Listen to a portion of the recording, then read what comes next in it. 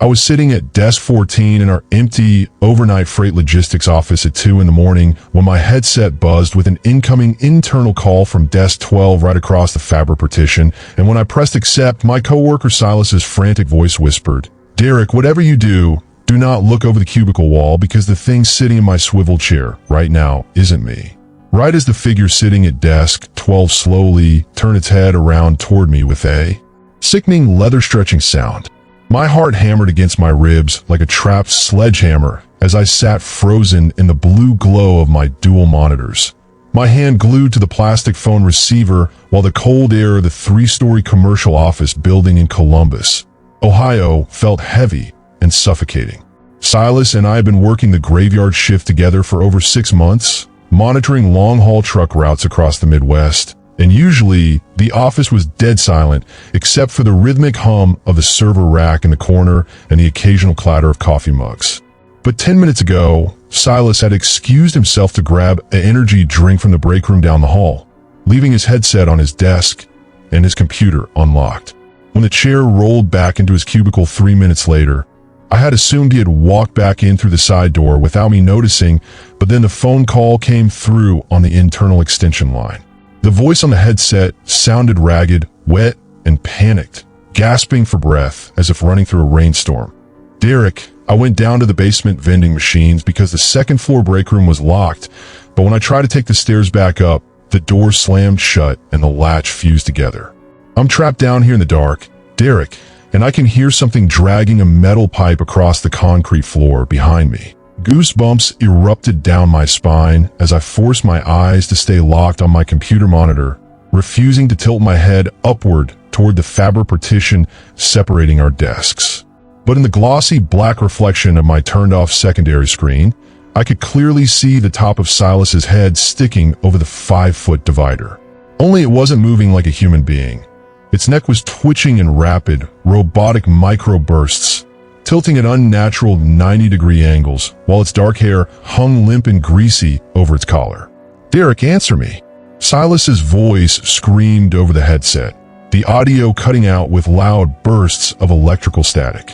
"The light down here just blew out. Why is there someone typing on my keyboard upstairs? Can you hear it?" Right on cue, the fingers of the entity sitting across from me began clicking frantically against Silas's mechanical keyboard, the keys clacking at a superhuman speed of what sounded like 300 words per minute. I swallowed down a lump of metallic bile, my knuckles turning white as I gripped the edge of my desk, trying to decide whether to make a break for the main entrance doors 50 feet away. I slowly brought up the building's live security management software on my monitor, clicking through the IP camera feeds to check the basement stairwell. My eyes widened in horror as the night vision camera in the lower stairwell showed the real Silas huddled under an emergency light fixture, holding his cell phone to his ear, his face pale with sheer terror as dark shadows pulsed around the edges of the camera lens. But when I clicked back to camera 3, which pointed directly down our main office aisle, my breath completely froze in my throat. On the security monitor screen, my cubicle was visible in high definition, but Silas's desk across from me was completely empty.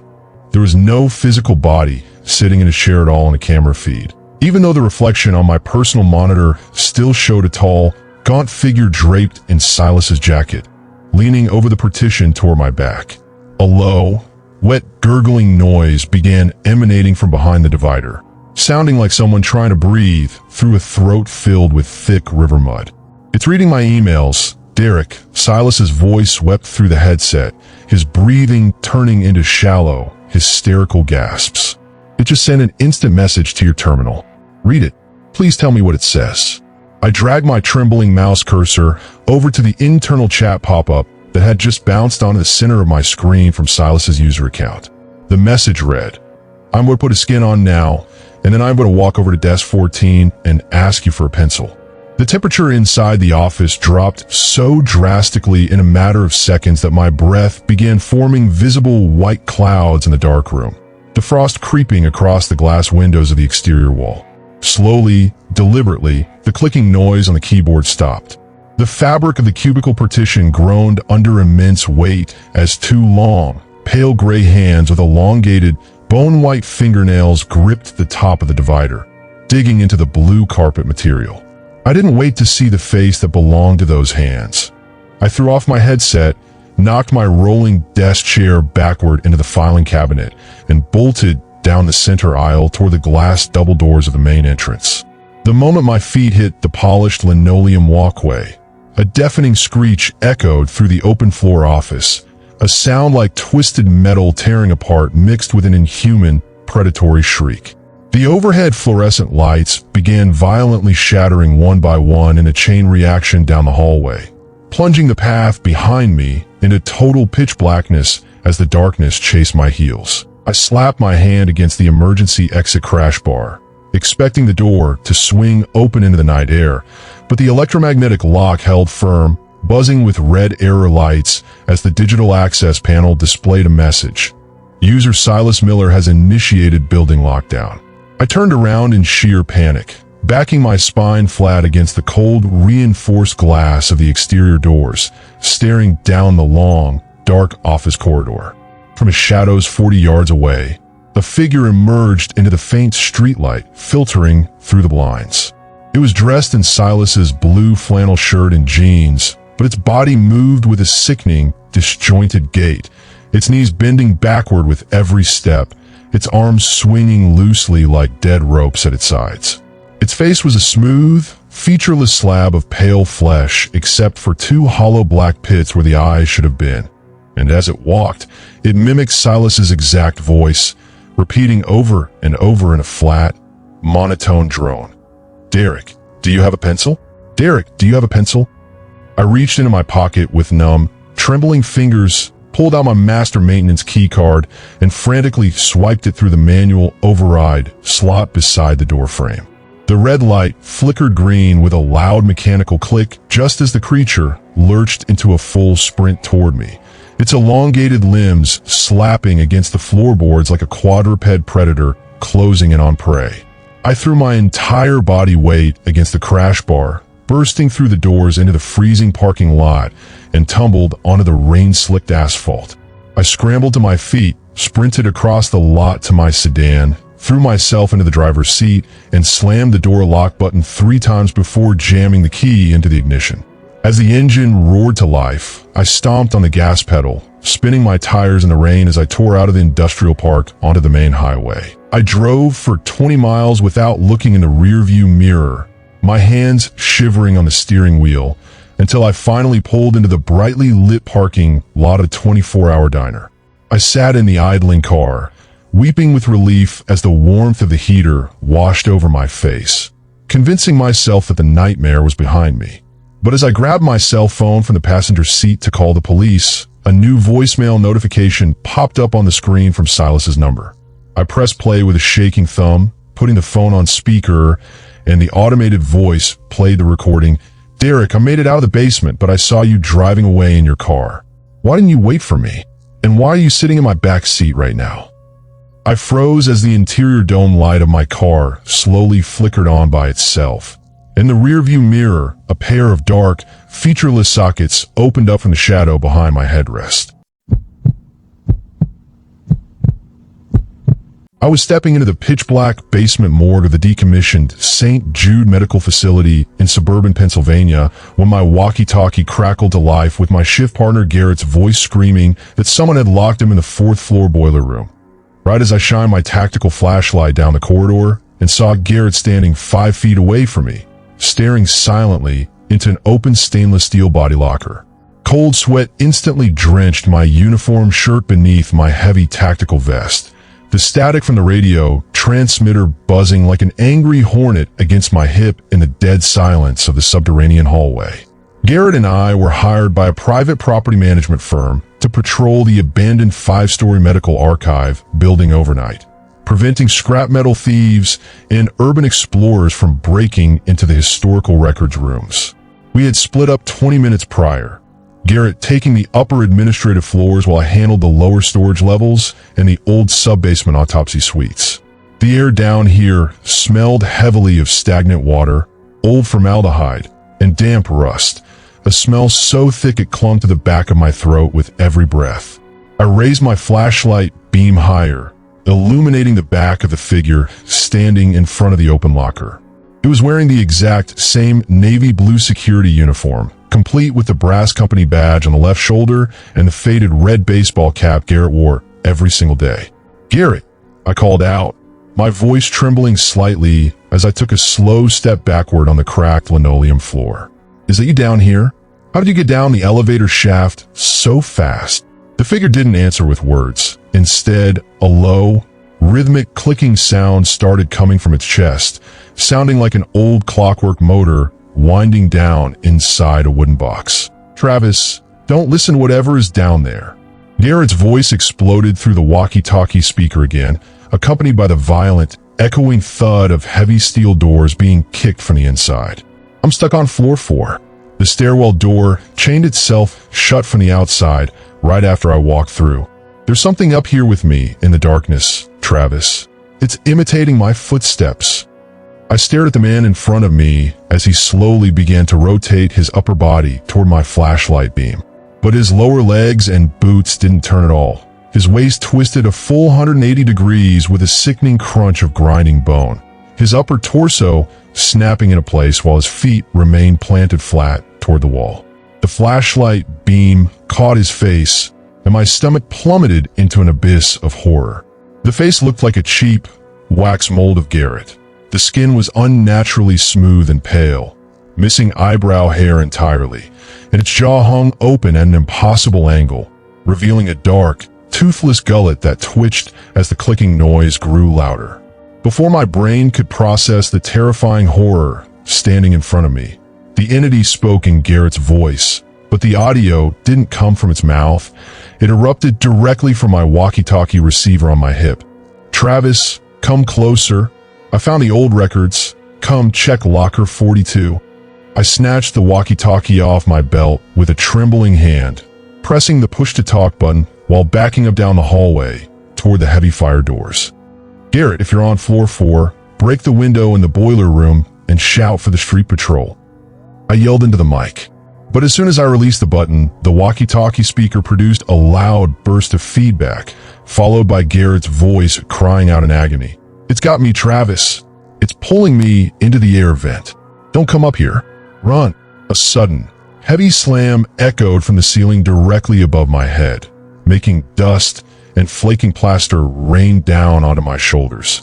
I raised my flashlight beam to the rusty ventilation duct running along the corridor ceiling, and I could see the galvanized sheet metal bowing downward under immense weight, bulging as something massive dragged itself through the tight iron channel. The wax-faced entity standing by the body locker suddenly dropped onto all fours with an unnatural, arachnid agility, its limbs snapping into distorted positions as it began crawling toward me across the floorboards at terrifying speed. I turned around and sprinted down the corridor, my heavy security boots pounding against the floor as the beam of my flashlight bounced wildly off the moisture-stained concrete walls. I threw my weight against the double fire doors at the end of the hall, bursting into the main elevator lobby and lunged for the emergency stairs. I scrambled up the concrete steps 2 at a time, my lungs burning as the ambient temperature inside the stairwell plummeted to below freezing, my hot breath turning into thick white plumes in the dark. As I passed the second floor landing, the heavy steel stairwell door above me began rattling violently on its hinges, as if dozens of frantic hands were pounding against the metal from the other side. "Travis, open the door," a chorus of voices shouted from behind the metal. Some of them sounded like Garrett, some sounded like my boss, and one of them sounded eerily like my own voice calling out from 2 days ago.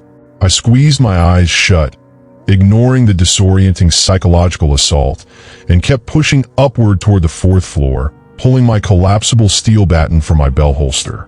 When I finally reached the 4th floor landing, the heavy oak door leading to the boiler room was standing ajar, held open by a thick, dark substance that looked like wet soot and dried blood spread across the threshold. I pushed the door open, my baton raised, screaming Garrett's name into the darkness of the cavernous mechanical room. The beam of my flashlight cut through the thick dust motes, illuminating the massive, rusted boilers that loomed like sleeping iron leviathans in the gloom. Sitting in the center of the room, tied to a steel support pillar with heavy copper wiring, was the real Garrett. His uniform torn, his face bruised, his eyes wide with unadulterated terror as he struggled against his bonds. "Travis, behind you," Garrett screamed, his voice hoarse and raw. I spun around on my heel, raising my flashlight, but there was nothing standing in the doorway behind me. Only the dark, empty corridor stretching back towards stairs. Relief washed over me for a fraction of a second, and I rushed over to Garrett, pulling my pocket knife to saw through the thick copper wire, holding his arms against the iron pillar. "We need to get out of here right now, man," I panted, cutting through the final strand of wire. "There's something down in the basement that looks just like you." Garrett slumped forward into my arms, gasping for breath, but as I helped him stand up, his body felt impossibly heavy, like lifting a sack filled with wet sand. He slowly raised his head, looking directly into my eyes from 3 inches away, and a cold, sickening realization hit me as I looked at his hands. He was missing his fingernails entirely, and his skin felt as cold as ice from a freezer locker. Slowly, his lips curled upward into a wide, unnatural smile that stretched from ear to ear, splitting the skin along his cheekbones as a burst of static erupted from his throat. "Garrett died in the basement an hour ago, Travis. I just needed you to come up here so I could get your jacket size." I screamed, shoving the entity away with all my strength, and backed up toward the boiler room window overlooking the lower roof. The entity stood up smoothly, its spine elongating as its head scraped against the concrete ceiling tiles, its arms stretching out like shadow ropes toward my throat. I didn't hesitate. I swung my heavy tactical flashlight into the glass pane, shattering the window frame, and threw myself out into the freezing night air, falling 12 feet onto the gravel surface of the second-floor roof below. The impact knocked the wind out of my lungs, sending a sharp, blinding pain through my left ankle. But I forced myself to roll over and scramble toward the fire escape ladder attached to the exterior wall. I slid down the iron rungs, dropping into the alleyway below, and sprinted limping toward my security vehicle parked by the perimeter fence. I threw myself into the driver's seat, locked the doors, and slammed my foot onto the gas pedal, tearing out of the facility gates onto the main public road just as the building's emergency sirens began blaring into the night sky. I drove straight to the precinct police station, my hands shaking so violently I could barely hold the wheel, babbling to the desk sergeant about my partner being trapped in the abandoned hospital. 2 squad cars dispatched to the scene 30 minutes later searched the entire St. Jude facility from top to bottom. But when they returned to the station 2 hours later, the sergeant pulled me into an interrogation room with a strange, dark expression on his face. He placed a clear plastic evidence bag on the table in front of me containing a weathered, rusted security badge with Garrett's name and photo on it. "Travis," the officer said quietly, "St. Jude closed down 20 years ago, and records show Garrett Pierce died during a boiler explosion on that site in 2004. Who are you working the night shift with?" My handheld warehouse inventory scanner vibrated violently with an automated emergency safety alert in aisle 9, displaying my night shift partner Zach's digital access badge location 40 feet up on the top steel rack. But when I stepped into the aisle and raised my heavy LED spotlight, Zach was hanging upside down from the iron crossbeam like a massive bat, his eyes milky white as his handheld scanner transmitted a live text prompt directly to my screen. It took my badge while I was asleep in the break room. A sickening wave of vertigo rushed through my brain as I stood in the narrow, 50-foot-tall concrete aisle of the automated fulfillment warehouse in rural Indiana at 3 in the morning. Colton Briggs was my name, and I had been working the 11 p.m. to 7 a.m. stock replenishment shift at this 200,000-square-foot facility for nearly 8 months alongside Zach Cross. The building was almost entirely automated, operating with minimal human staff overnight. Just 2 technicians handling jam clearances while giant robotic cranes glided silently along overhead monorails in the dark. The air inside the warehouse was always dry, smelling of cardboard dust, industrial lubricants, and heated ozone from the electric forklift batteries. But right now, the temperature in aisle 9 had dropped so low that frost was forming on the steel beams of the racking system, and the silence was broken only by the rhythmic, unnatural clicking of the figure hanging from the ceiling structure 40 feet above my head. I took a slow step backward, keeping the beam of my high-powered spotlight trained on the entity. It was wearing Zach's bright yellow high-visibility vest and steel-toed boots, but its arms were stretched out to twice their normal length, wrapped around the iron support struts like thick rubber cables holding its torso, suspended in the shadows. "Zach," I called out, my voice cracking with sheer terror as I gripped the rubber handle of my spotlight until my knuckles turned white. "Is this some kind of sick joke, man? How did you even climb up there without a harness?" The figure's head slowly rotated straight downward, pointing its face toward the concrete floor, its jaw dropping open so wide that the skin around its chin tore apart with a wet snapping sound. My handheld scanner buzzed again in my palm, another automated notification flashing across the green LCD screen. "Colton, don't look up at the ceiling. I'm locked inside the battery charging room on the west side. Someone stole my master key card." My thumb trembled violently as I tapped the scanner interface, bringing up the internal messaging log. The system registered that the message had been sent from Terminal Station 4, which was located over 300 yards away on the opposite side of the massive facility.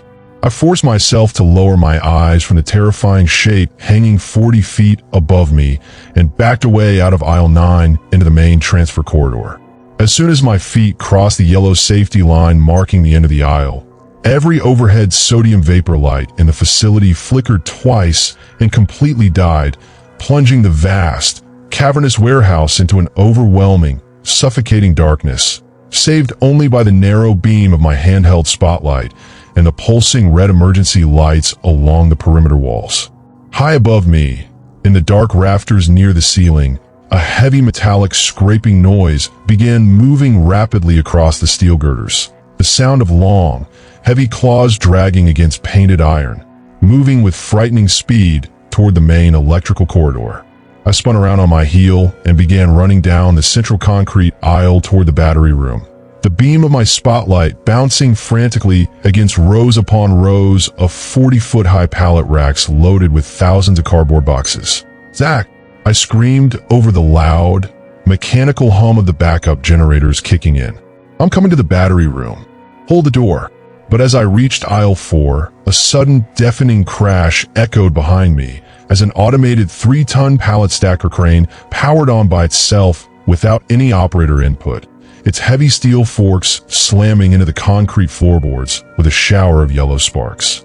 The automated machinery throughout the building began turning on one after another in a chaotic chain reaction. Conveyor belts screeching into motion, robotic sorting arms snapping back and forth in the dark, and automated guided vehicles rolling out of their charging docks, their yellow warning lights spinning wildly in the gloom. The overhead public address speakers crackled to life with thick, distorted static, and a synthetic, monotone automated voice blasted through the entire facility. "Safety violation in Sector 3. Unidentified entity detected on human walkway. Initiating building isolation protocol." Panic seized my chest as I realized the automated system was locking down all motorized fire doors to contain what it perceived as an operational hazard. I sprinted as fast as my legs could carry me, my heavy work boots pounding against the concrete floor, pushing past moving automated carts until I reached the heavy steel door of the battery charging room. I slapped my palm against the illuminated push button, and the heavy metal door slid open with a hiss of compressed air. Standing inside the room, surrounded by rows of massive industrial battery banks charging on iron racks, was the real Zach. He was pale, covered in sweat, holding an iron crowbar in his hand as he backed away from the rear ventilation shaft. "Colton!" Zach yelled, his eyes wide with wild panic as he pointed the crowbar toward the ceiling duct. It came through the air vents. It looked like a person at first, Colton, but it didn't have any bones in its legs. It squeezed through a 6-inch pipe.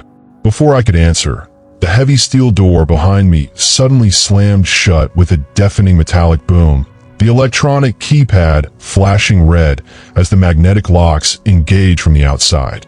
The temperature inside the battery room plummeted instantly, our breath forming thick white clouds in the dim red emergency light as frost rapidly crystallized across the metal surfaces of the charging stations.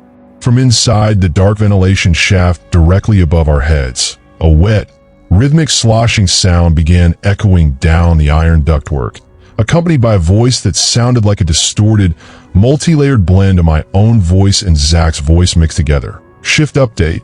Colton and Zachary, your overnight contract has been extended permanently.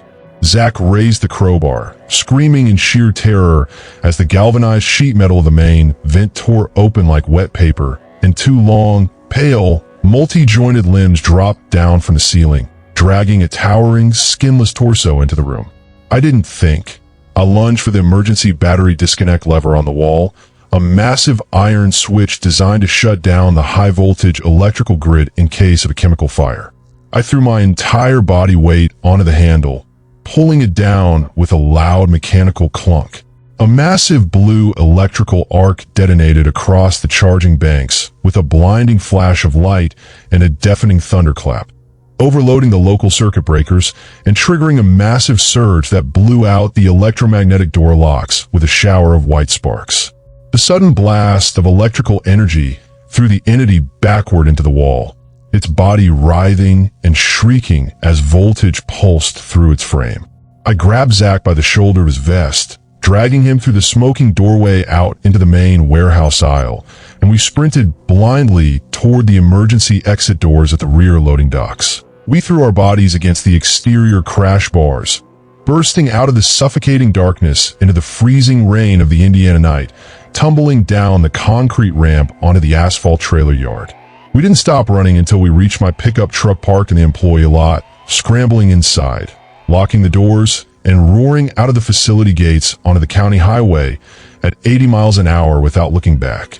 We drove straight to the county sheriff's department, reporting a catastrophic electrical fire and an intruder at the distribution center. When 3 deputy cruisers arrived at the warehouse 20 minutes later with us following behind, the building was completely dark, surrounded by fire department vehicles. The shift manager, who had been summoned by the automated alarm system, walked over to my truck with a confused, pale expression on his face as the paramedics checked us for shock. "Colton, Zach," the manager said, holding an electronic clipboard with a trembling hand. "The security logs show you 2 clocked out at midnight, but the internal motion sensors show something was operating your equipment in aisle 9 for the last 3 hours, and it was using both of your badge credentials at the exact same time.